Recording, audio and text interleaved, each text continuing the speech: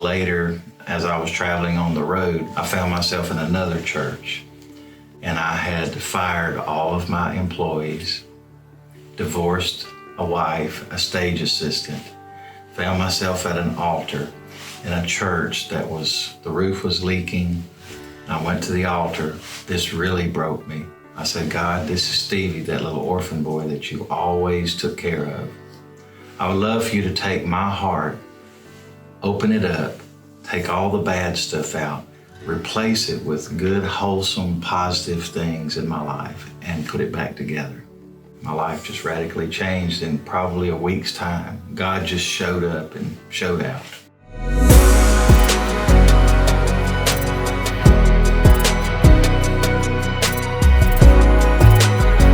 Hi, I'm Steve Holt, and this is my Broken Not Dead story. I'm broken not dead. I'm a magician's second, ventriloquist first. Picked up magic doing tricks about the age of 12. Me as an orphan boy, I was 6 years old in 1966. My birth parents had 6 children, could not take care or provide for those children. So to me, an orphan boy was a scared little guy, nowhere to go, nowhere to turn, kind of boxed in, but was looking for a way out.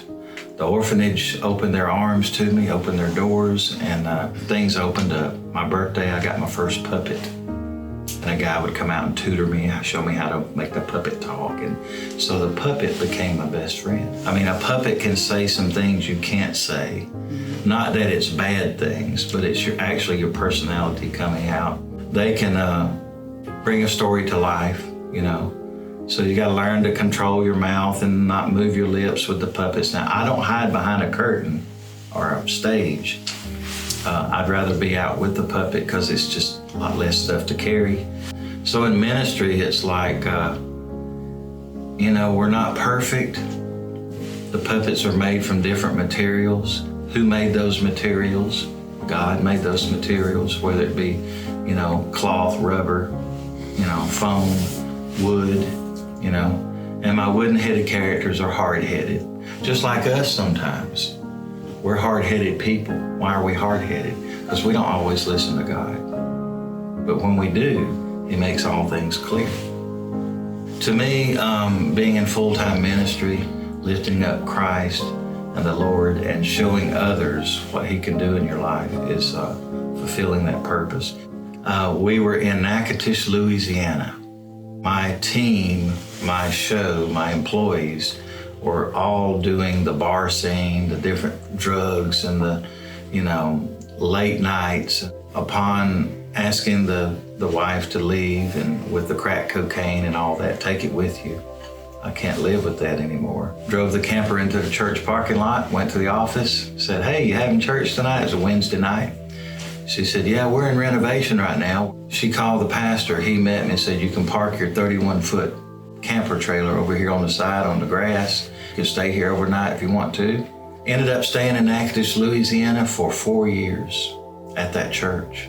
So that night I rededicated my life there, and I was determined that it felt good. I felt like I belonged. My family affected me in the way that we were just not connected. It was not easy to, couldn't pick a phone up and call them. I didn't always know where they were, so we were always disconnected. It's like we were on hold. Our mother and father, they were separated, married but separated. We just were not a complete family. We were incomplete. 13 years old, left the orphanage, went to the foster home, all in that same year. So that was a lot to grasp hold of, So then you've got the other sisters and brothers wondering what's going to happen to them when I go to the foster home. Will I see them? Will I go see them? How will we come together? How will we stay connected? So to me, there was a legacy there and a promise I kept to my birth father. He was a very kind, loving man. I would run away from the foster home and go to his house. wherever he was living in a rough neighborhood or whatever it was, I would go spend the night with him. And he had little to eat. I would help find food for him. Bringing the family back together meant I was going to have to make some sacrifices. But here lately, there is a lot of unity. That's an important word. There's a lot of unity with the family. So now that I'm in South Carolina, 2 of my sisters moved there. And then Glenda, of course, the baby sister, was still in Georgia. I'm in South Carolina. It's like a 6-hour drive. But to me, we were closer than we ever were. The beautiful thing was I had the means and ways in my career and ministry to be able to afford to drive there. It's very healing because I was providing, you would say a service, but I was providing a ministry, a hope, and a connection for the family. Didn't get the family under one roof, but we were together in spirit and heart, and the distance of mileage wasn't so far apart. I've learned from my foster parents that this is what you do. You make a way to visit your family and stay connected. So never did get Joanne, Kathy, and Glenda together, or the brothers together. I don't feel hopeless like I thought I would. I feel pleased, but they all knew through me where each of them were. What broke me was realizing that I'm just a guy, just an orphan boy growing into manhood, and I just wanted to be happy. When you say things, people think naturally, houses, money, big cars, fancy this, that, rings, bling, bling, No, seek ye first the kingdom of God and his righteousness, and all these things shall be added. Those things are love. I think everybody's looking for love. My entire life, I heard these things. You'll never amount to anything. You'll never be anything. You're no good. You don't have anything to offer anybody. But wait a minute.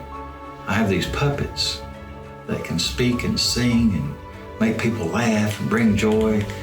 I have these tricks I can do, these illusions. And I like to say this, life is not a trick. Life is not an illusion. Life is filled with wonderful things. There's something new every day. I think I've accomplished that.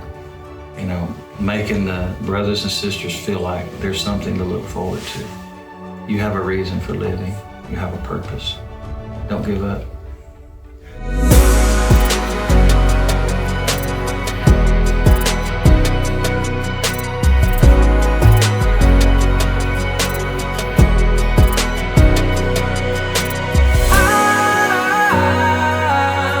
I'm broken, I'm dead.